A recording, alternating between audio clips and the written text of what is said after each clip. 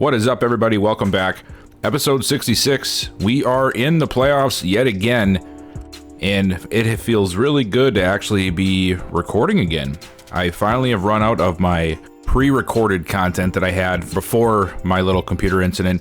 And before we get started, I just wanted to take a quick minute to explain what happened. As you guys know from one of my videos that I told you guys that I was going to Florida, and before that I did a whole bunch of extra recording and, had 4 or 5 videos ready to go just in case, depending on how long it would be when I came back, what the situation was like.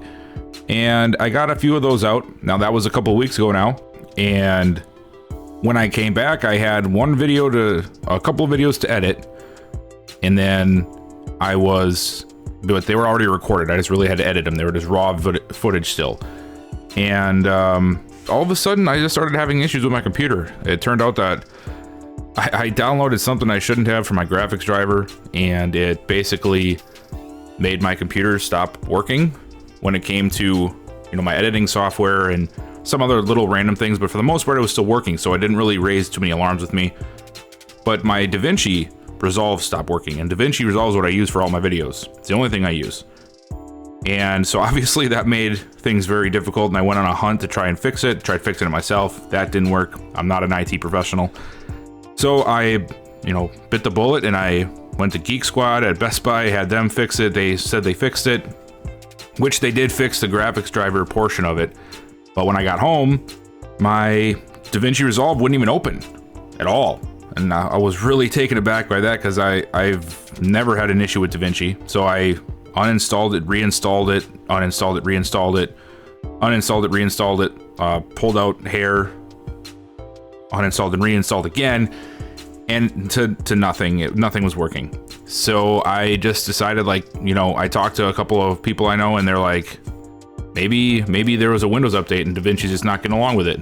And they're like, just wait for the next one. Usually if that happens, they'll send out another update quickly. And that's what I did. In the meantime, I bought Premiere Pro. They have that, $20 a month thing you can sign up for through Adobe, and then that's what I did. And so I downloaded Premiere Pro, and I got to work trying to learn how to function in that program, because that thing is way different than DaVinci. And to the people who use that all the time, hats off to you. I do not like that program whatsoever.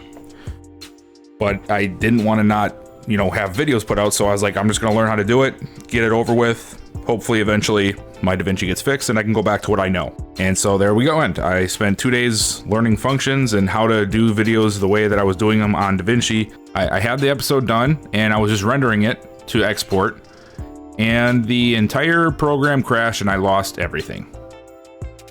And at that point, I was very, very upset. Very upset. And I was over it all.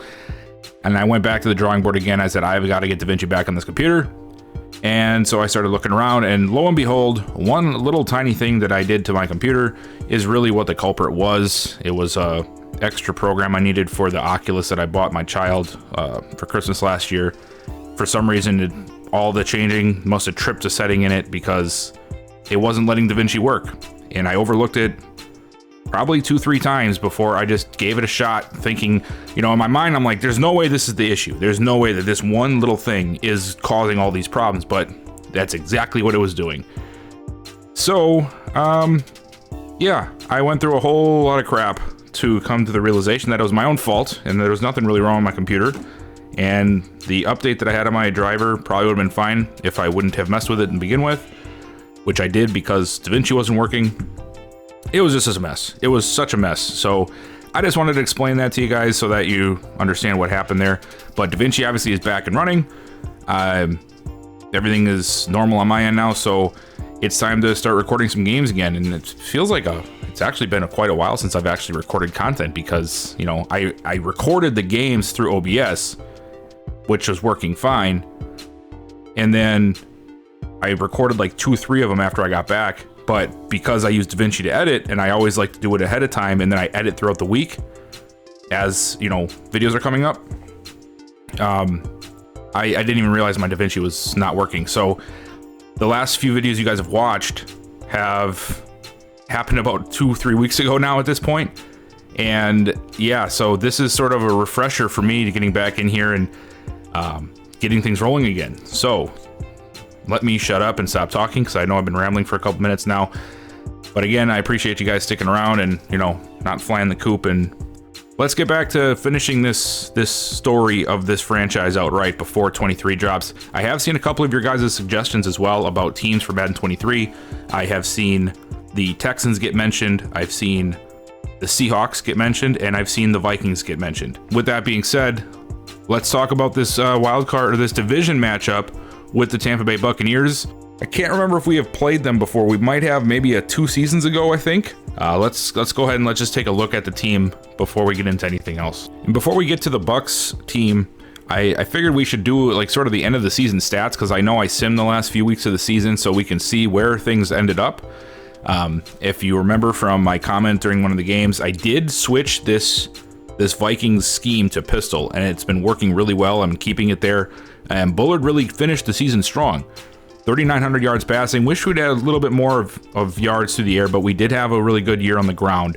37 touchdowns to only 10 interceptions, a rating of 110.5, so very, very good statistics for Bullard to finish the season. Antoine Glover had a great year. Over 1,600 yards, 11 touchdowns, averaging 5 yards a carry. Oscar Pitts didn't have the best average, but he did get some decent yardage, and he got 10 touchdowns himself. Bullard almost hitting 500 yards rushing with 5 touchdowns. He really stepped into it once we switched to the pistol, where he was actually running more frequently, so that's one of the main reasons I really like this new scheme that we're running. Justin Jefferson ended up finishing with 1,100 yards and 14 touchdowns on 81 catches. Timmy Peoples finished with 730 yards and 9 touchdowns. Jamarcus Means, 706 touchdowns. Derek Barnes, of course, these are guys that didn't really see the field much, and Barnes didn't see the field as a starter until after we traded Irv Smith away. After the injury to Devontae Coleman, which really sucked, man. I'm pretty sure he lost Defensive Player of the Year because of that. I mean, obviously, with being a D tackle, it's hard enough to win those awards, but then missing 5-6 games at the end there, them stats were just overrun by other guys. But Martin Jefferson ends up finishing as our sack leader with 15, Danielle Hunter 14.5, Coleman right behind him at 13.5, Markel Ware had 11 himself, Riley still at 5.5, Medical 3.5. So our starters all really did good things this year. For all 4 of our starters on the D-line to have over 10 sacks, I think is pretty good. I was wrong in my video. I thought Dantzler hit double-digit interceptions, but I was wrong. He finishes the year at 9, but either way, a tremendous season for Cam Dantzler. He blew everybody else out of the water. Jeremy Chin was the next up with 3, and then Nazir Ward and Clayton Jenkins tying with 2, and then we had a few guys all with 1. So another big year for us defensively. It's been probably our best. It's been the most consistent for us throughout the life of this franchise, has been how good this defense has been. So hopefully that can help us against the Bucks. Speaking of the Bucks, here we go. Let's take a look at their yearly statistics. Tua ended up finishing the year with more yardage but less touchdowns than Bullard. 4,300 yards passing, 32 touchdowns, same amount at 10 for the interceptions. The rating, though, much lower. You see his completion percentage was a little bit lower. Bullard's was 67. So I feel like that's because the Bucks book is more of a vertical type of playbook. So I feel like they just take more risks in this book, which, you know, goes to show why he had more yards as opposed to not having as many touchdowns. He's probably taking some, you know, deeper shots downfield. Ron Cohen, now the leading rusher for the Buccaneers, finished only 700 yards on the ground, but had 11 touchdowns, average not to be desired too much by a running back. And then second year man Alex Gregory actually tallied 6 touchdowns of his own. Granted, only had 225 yards and 3 yards as an average, but that is their, you know, power back for the goal line situation. Christian Kirk finishes with an amazing season, 101 catches for 1,363 yards and 14 touchdowns. Chris Godwin in his first season back with the Buccaneers. If you guys remember, he was with the Jets for the last few years of this franchise. Finishes just shy of 1,000, 922 yards, 5 touchdowns. Mike Evans, the guy who's been here now for, this is his 13th season, 840 yards, 6 touchdowns. And then OJ Howard now on his 10th season, finishing with 673 and 5. Defensively, Vita Vea and Grayson Bishop leading the charge in the sack department. Kenya Beckett and Joe Tryon-Shoyinka falling behind them at 4.5 and 4 respectively. Devin White leading the team with 5 interceptions, but looking here, you can see that they really didn't get too many interceptions, and most of them coming from the linebackers. Only 1 interception for a corner on the whole season, Javier Pierre, and this was the guy that was traded to the Buccaneers from the Colts, if I remember correctly. And now let's take a look at the playoff bracket after wild card round. So we can see here right off the bat, the Steelers knocking out the number 2 seed Browns 24-21. The Texans beating the Raiders 41-31. And then the Dolphins beating the Ravens 25-22. Over here on the NFC side, we have the San Francisco 49ers knocking out the Washington football team. The Eagles knocking out the Seahawks by 1 point. And then the Buccaneers beating the Saints. And then looking at the AFC, it's sort of a toss-up. I mean, I did not see the Steelers beating the Browns, that's for sure. But then both of these matchups are sort of toss-ups for me, so I can't really say too much about one team being an upset rather than the other. We also had quite a few stories since the last time we looked at these for the upcoming draft. All of the, yearly awards get handed out. So first one is for Wilson adding weight, converting to tight end. This is another one where I don't know what their situation is. I'm pretty sure this is going to be another situation where he's not actually going to be a good tight end at all. Because I saw Sal Wilson, and he's like 6 foot, 200 pounds. He's almost like another Benji Barnett. But he's going to tight end. Not really worthy of a story because he's probably going to go undrafted. And then here's one, though. Teams interested in wide receiver Antoine Albury won't get a chance to evaluate him after a training injury will force him to skip the annual prospect showcase. That's unfortunate for Albury. Another injury. Many teams are compelled by the talents of quarterback James Grant, but concerns about lingering arm issues have teams straying away from the Florida star. Sounds sort of like Chad Pennington. Michael Flynn set out to leave zero doubt that he was the best quarterback in college football. He accomplished that today after winning the award for best quarterback. Defensive end Monty Roten was the guy offenses worried about all season. He found himself in the spotlight again after being named college football's best pass rusher. That is the pass rusher out of Wisconsin. Lafayette wide receiver Gregory Timmons spent the season hauling in touchdowns, and his time at today's FCS award ceremony was spent hauling in the Player of the Year award. Leading one of the nation's top offenses, it felt like a no-brainer for quarterback Matthew Goldstein to be named the 2026 Heisman winner. That, of course, is the Georgia quarterback. And then it's award season in college football, and going home with the award for best tight end is LSU's Daquan Byers. And then nothing new here in the reactions either. That should be interesting. We have a lot of picks this offseason, so gonna really have to think hard about how we want to spend those draft picks. But anyway, I just went and did the Tampa Bay side, made sure that their training was done and that their fatigue was good. I've been doing that for the teams we play, where I just make sure that they're not running full pads and starters or something, so we don't get like a fatigue situation. I really hope that Madden 23 fixes that. I would really like to only have to have a profile on one team and not have to have one on every team, but we'll play it out, and if it ends up being an issue, we'll do the same thing. I'll have to start the series off on the offline file because of it, but it is what it is. So with that being said, I'm going to run through the depth chart quick, and then it's game time.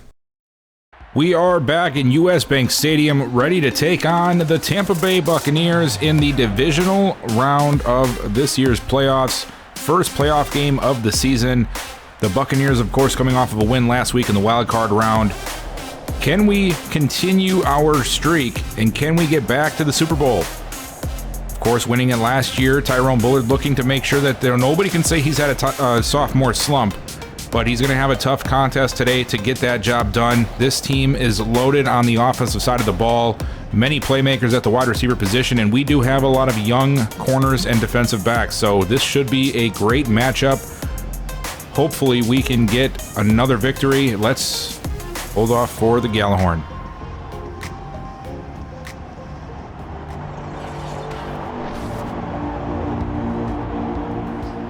It's been our strong suit all season long, and they're going to start off this playoff race here on defense. Let's see what we can do here. Tua going to come out with a pump fake, immediately go over the middle, and it's broken up by Whitehead. Nice job there covering Cohen on the outlet route. Now we got 2nd and 10. Quick drop back, fires it outside, caught by Howard, and he's out of bounds at the 31. Shotgun for Tua. Blitz is coming, and he's going to go down. Danielle Hunter absolutely destroyed Dillard, the left tackle, on his way to the quarterback. My gosh. Look at the way watch this here. Boom, just bull rushes him, puts him on his back, and we'll get the 3 and out. And now it's time for Tyrone Bullard. We saw a little bit of an uptick in his production the last few weeks of the season. Hopefully that carries into this game. We're going to start things off in shotgun. Glover in the backfield, but we're going to throw it. Blitz is coming. We pick it up, and a nice throw inside to Means. Sort of a dangerous pass, but Means is able to adjust to the ball and make the catch. Now 1st and 10 after the nice pickup. I formation. Hands off to Pitts. Pitts trying to find his way through traffic, but only able to muster up a few. Shotgun once again. Hand off to Glover this time. Glover, a little bit more success, but there is a flag down. You have to think it's probably going to be holding. Yep. Man, not a good way to start the drive. It's Craig Whitley, who we know has had some issues this season when it comes to pass protection and, of course, the holding penalties. And now we're going to find ourselves back. Uh-oh, Glover gets it, turns it outside, spins off of 1, but there was not much room available, only a gain of 2, and now we're going to have to spread them out here, 3rd and 15. We need a big play here. Bullard. Running out of time, he fires it deep down the field, and it is caught for the touchdown by Timmy Peoples. Watch Peoples here, just a one-on-one. No, that was a cover 2 look. And he just beat the safety one-on-one. Excellent job. It's DeMarcus Bassey, the strong safety that was in coverage, and Peoples just cuts underneath him, makes the catch, and we get ourselves a touchdown on our opening drive of the game. Extra point coming here from Wallace. There it is, 7-0 here in the first. Momentum bar fully on our side almost right now. They're going to need some big plays to get the momentum back. Quick throw over the middle is caught once again by Howard, his 2nd catch of the day. Single back here on 2nd down, and they're going to go to Cohen for the first time. Cohen finds a nice little lane and will get the first down. Dion Lewis bringing him down at the 26. Single back once again. Quick drop back for Tua under pressure, and he's going to go down. It's Kevin Menical filling in for the injured Coleman. Gets the sack and pushes them back to the 22. It's sucked not having Coleman involved, but it is good to see Menical being able to play at D tackle. Nice throw to, who was that? Is that, Christian Kirk? Yep, it was. Kirk out to the 28, making it a little bit better here on 3rd down, 3rd and 9. Blitz is coming. Tua's got to get rid of it. He does, deep down the field, and it is incomplete. Looking for Mike Evans. Defense starting off on a great foot. 2 straight drives where we'll get the punt early, and now we're back out on offense. Bullard lets it go down the left side, and he's got Peoples again, and he's out of bounds at the 44. Peoples feeling himself today. Of course, he had that long touchdown catch on 3rd down on the last drive, and now he'll open one up here with another big gain, about, what was that, 15, 20 yards? Pistol for Bullard. Another throw, of course, Bullard. Got to get out of there, and he will, right up the middle. Oh, man, taking on the defenders and falling forward for a first down. I really don't like when he does that, because you always know, man, these quarterbacks in Madden, they love to fumble when they're getting tackled like that on the run. We'll stay in the pistol here, and this time it's a, what in the world is Bullard doing? Oh, man, we tried the read option, and it did not work. Oh, man. You should have gave that one to Glover there, Bullard. And he stiff-armed one guy, so it can't be too upset. I mean, he stiff-armed, who was that? He almost got out of there, but Murphy Bunting was ready and able to hunt him down. It was Nick Bolton, the middle linebacker, shoving him into Ferguson, I believe it is, the corner. But we end up still losing 5 on the play. Let's not do that again, okay? 2nd and 15. Quick throw to the left, caught out of bounds. Very short gain of 2. Glover just got it out of there. It looked like the pressure was coming in. But now we're in our own 3rd and long. Last time out, of course, We scored on the 3rd and long, but I don't know if the Bucs are going to give that up twice. Bullard going to run with it. Oh, he's not going to have enough space for the first. And we will have to punt it away. Well, actually, no, they're probably going to make us try a field goal. Here comes another missed field goal from Wallace. Yep, he missed it. Okay, so after the missed field goal, the Bucs back out on offense with great field position. Best of the day for them. Goes right off to Cohen, and he will get wrapped up. Godwin in motion. Tua steps back, and he lets it go to Cohen on the left side, and he's out of bounds.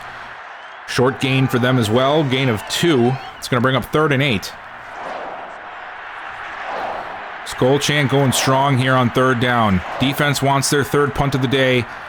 Tua lets it go, and they will get it. Incompletion forced by Whitehead. 3rd drive for us. Last one, of course, ended in that missed field goal. We're going to be starting off in our own, back in our own end zone almost. 13-yard line. Nice run from Glover on 1st. Gain of 4 to give us a little bit more breathing room. Now it looks like we're going 4 wide. And Bullard's going to have to throw a quick throw at that. Almost intercepted. Very dangerous throw there. Looking for the short hitch route. But again, that came out a little late. And Peoples was there, but so was the defender. 3rd and 6. Blitz is coming. It's picked up. And this time he'll find Means over on the other side, or the right side, I should say. And he'll be out to the 30 for a 1st down.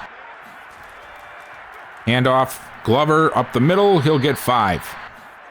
And they're going to send the... No, it's a run. And Glover working his way through traffic nicely to get the 1st down.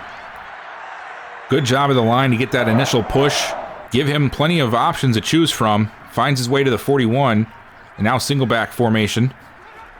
And we'll go right back to him. And that time, no, Nick Bolton was not having it. Bullard all alone in the backfield here. A minute to go in this 1st quarter. Bullard looking to scramble.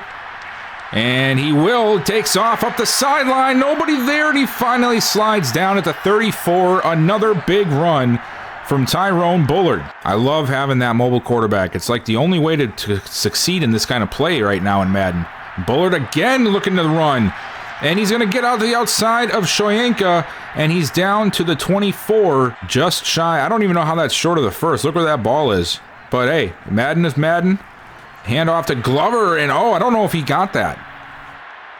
No. Beckett Pickett, Paul Pickett, the outside linebacker, comes through and makes a great play. Now 3rd and 1. 4 receivers wide. Maybe trying to spread them out for the run. No, we are going to throw it. Quick throw at that to Jefferson. Oh, he takes a shot from Winfield.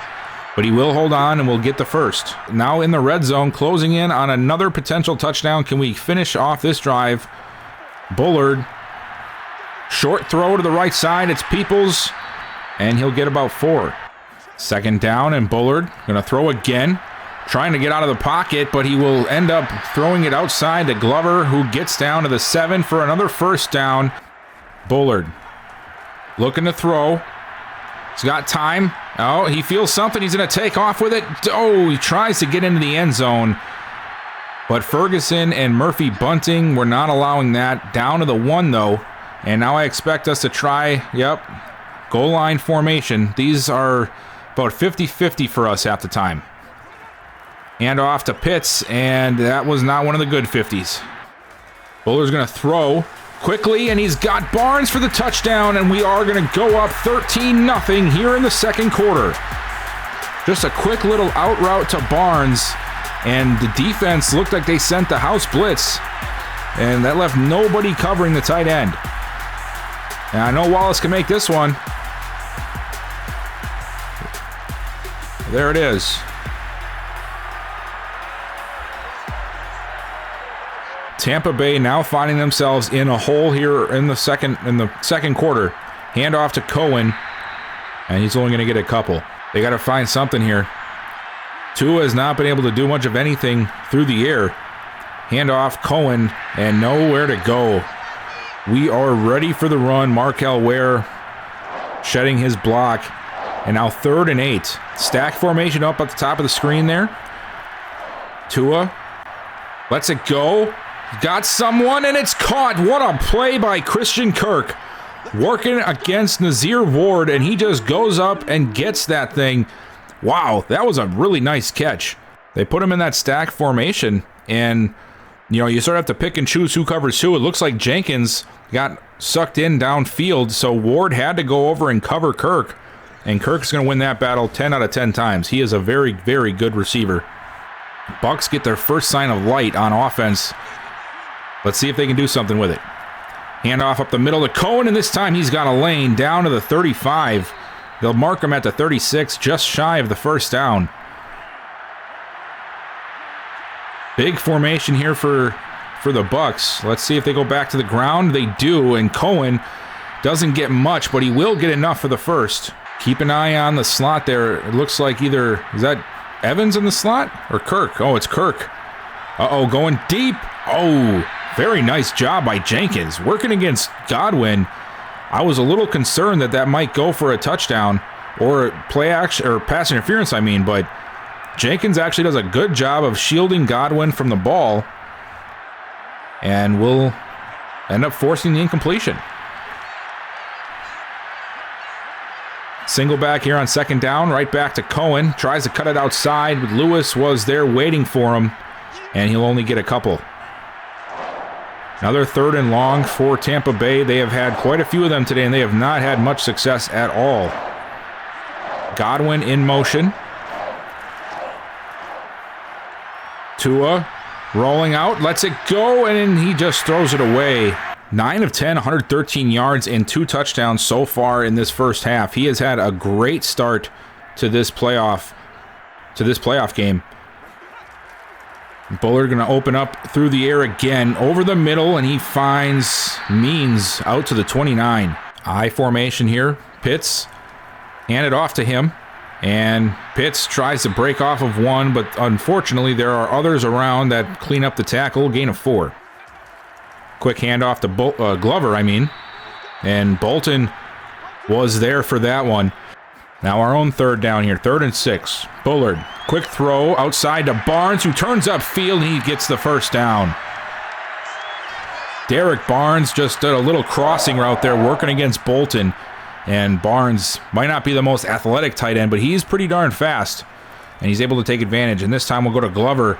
And man, oh man, this team is ready for the run. Devin White, 8 carries, 16 yards for Glover. That is one of the worst averages I've seen when we watch a game for him almost all season.